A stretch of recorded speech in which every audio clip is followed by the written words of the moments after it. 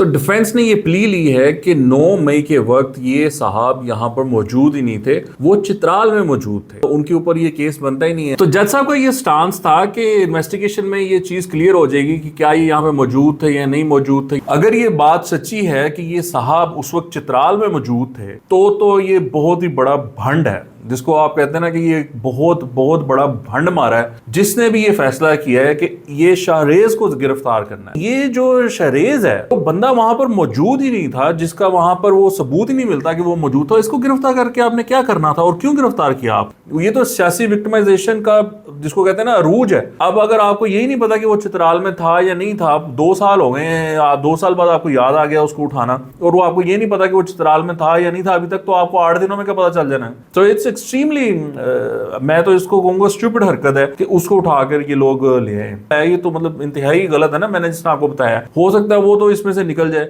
और जो शेरशाह है वो उसकी निस्बत से निकल जाए और पता चले जी नहीं दोनों इन्वॉल्व नहीं थे, और अगले 15 20 25 दिनों में दोनों बेटे जो है वो फ्री हो जाएं।